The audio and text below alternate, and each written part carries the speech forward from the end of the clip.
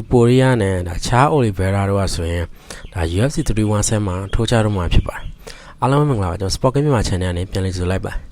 ဒီပွဲကဆိုရင်တကယ်ကြမ်းမဲ့ပွဲဖြစ်မှာတော့ဒါတေးကြတဲ့လောက်ပဲဖြစ်တယ်ဒီပွဲကိုခြုံပြီးသုံးသက်ကြည့်ရရင်ဒီပွဲက UFC Lightweight Champion ကပတ်ကိုလူကြမှာဖြစ်ပါတယ်အစ္စလမ်ကိုရိုင်းကလည်းဒါဝယ်တာဝိတ်ကိုတတ်ထိုးဖို့ဒါဆုံးဖြတ်လိုက်တာဖြစ်တာမို့လို့ကျွန်တော်တို့အရန်ကြည့်ကျင်နေတယ်ဒါ Tuporia နဲ့အစ္စလမ်တို့ပွဲရတော့ဒါမကြည့်ရတော့ဘူးဒါအဲ့အတွက်လည်းကျွန်တော်ကိုယ်တိုင်လည်းတိတ်တော်သဘောမကျဘူးလို့ဒါပြောချင်တယ်Tuporia ဆိုရင်ဒါ Featherweight Champion ဖြစ်ခဲ့ပြီးတော့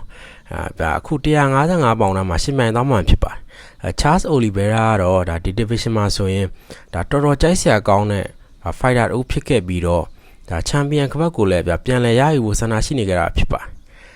ကျွန်တော်မြင်ရဆိုရင်ဒါ Tuporia ရဲ့ strong mind နဲ့ဒါ power ဘိုင်းမှာဆိုရင်သူ့ရဲ့လက်သီးထိုးတဲ့ပုံစံတွေကဒါတက်မှတ်ပြီးတော့ဒါထိတ်တန်းပွဲတွေမှာဆိုရင်တောင်းဒါကောင်းကောင်းထိုးနိုင်တဲ့ဒါစွမ်းရည်မျိုးဒါတိကျတဲ့ထိုးချက်မျိုးပိုင်ဆိုင်ထားရဖြစ်ပါတယ်Alexander Volkanovski နဲ့ဒါပြောရရင်Matt Holloway တို့ဆိုရင်လည်းဒါ TKO တွေနဲ့ဒါနိုင်ထားရဖြစ်တယ်record ဖိုင်းရဆိုရင်လည်းဒါ 60-0 ဆိုတော့ဒါရှုံးပွဲလုံးဝမရှိသေးတာဖြစ်ပါတယ်ကျွန်တော်မြင်ရဆိုရင်ဒါသူထိုးတဲ့ပုံစံတွေကဒါအများအားတိုက်စစ်ပုံစံဖြစ်ပြီးတော့အသက်ကုန်လိုက်ပြီးတော့ပြိုင်ဘက်ကိုဒါတန်စကာတောင်းမှာဒါပိတ်မိသွားသေးတယ်လို့ဖြစ်ပြီးတော့ဒါဂျောင်ပိတ်ရှုံးပေးလိုက်ရတယ်လို့ပဲဒါဖြစ်တယ်လို့ကျွန်တော်ကတော့မြင်တယ်နောက်ပြီးကြတော့ဒါလက်သီးထိုးတဲ့ပုံစံတွေကလည်းဒါတော်တော်လေးကိုမြန်ပြီးတော့ဒါမြေပြင်ပေါ်မှာဒါဝင်လုံးရမယ်ဆိုရင်လည်းသူ့အနေနဲ့ဒါတိတ်တောင်းတစ်ဖက်ကိုဒါလေတော်တော်လေးကိုကျွမ်းကျင်တယ်လို့ကျွန်တော်ပြောလို့ရတယ်ဒါကြောင့်မို့လို့ဒါ Tuporia အကြောင်းပြောရရင်ဒါတိတ်ပြီးတော့ဒါပြစ်ချက်အားနေချက်မရှိသလောက်ပဲလို့ဒါပြောလို့ရတယ်လို့ကျွန်တော်ကတော့အဲ့လိုပဲမြင်နေဗျနောက်ထပ်သူ့ထက် body ဘိုင်းလဲဒါကြီးပြီးတော့ဒါ power ဘိုင်းရသားနေမှုကိုလည်းဒါသားနေမှာဗျာဒါသူ့နိုင်မှုဒါအခွင့်အရေးရှိမှာဖြစ်ပါတယ်ဒါ Oliveira ဘက်ကိုတစ်ချက်ပြန်ကြည့်လိုက်မှဆိုရင်လည်းဒါ striking ဘိုင်းကျွမ်းကျင်မှုရှိတယ်နောက်ပြီးတော့ Oliveira ဟာဒါ UFC မှာဆိုရင်ဒါ grappling နဲ့ဒါ submission နာမှာဆိုရင်ဒါတော်တော်လေးကိုထိုးချွန်တဲ့ fighter မျိုးပဲဖြစ်ပါတယ်ပွဲတော်ဝဲကိုသူချင်းကပ်ပြီးဆိုရင်လည်းဒါနိုင်လိုစိတ်တွေတော်တော်ရှိနေတာကိုတွေ့ရပြီးတော့တစ်ဖက်ပြိုင်ဘက်အားနည်းချက်တွေကိုလည်းဒါအသုံးချနိုင်တယ်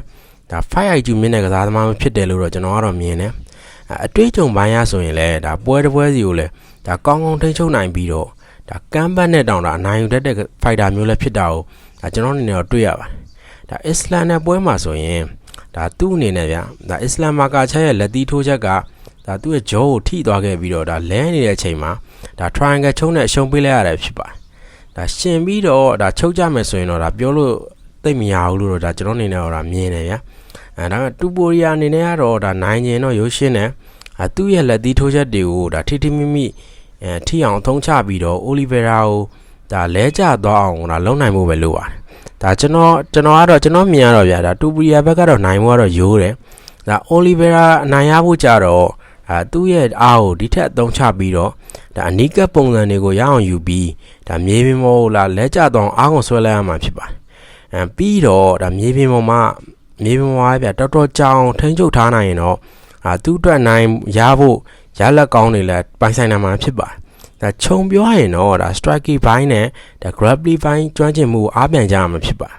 ဒါ Oliveira နိုင်ကျင်တော့ဒါမရရအောင်နာခံပြီးတော့ဒါဆွဲလဲချနိုင်မှဒါအခွင့်အရေးရှိမှဖြစ်တယ်အဲ့လိုပဲကျွန်တော်ကတော့မြင်တယ်နောက်ကျတော့ Tuporia ကတော့ဒါတေချာပေါက်ဒါလက်သီးထိုးစွမ်းရည်တွေရှိတဲ့အတွက်ဒါ knockout ထိုးနိုင်ဖို့ဒါအခွင့်အရေးအများကြီးရှိပါတယ်ဒီလောက်ဆိုရင်တော့ကျွန်တော်နှစ်သုံးသက်ပေးခဲ့တယ်ဒါ Charles Oliveira နဲ့ Tuporia တို့ပွဲကြိုသုံးသက်ချက်ကလောက်ပဲဖြစ်ပါတယ်ပရိသတ်တွေနေလည်းဒါသဘောကျလိမ့်မယ်လို့ထင်ပါတယ်ကျွန်တော်ရဲ့ YouTube channel ဖြစ်တဲ့ Sport Game မြန်မာ channel ကိုလည်း like and subscribe လုပ်သွားပေးကြပါဦးအားလုံးကျေးဇူးတင်ပါတယ်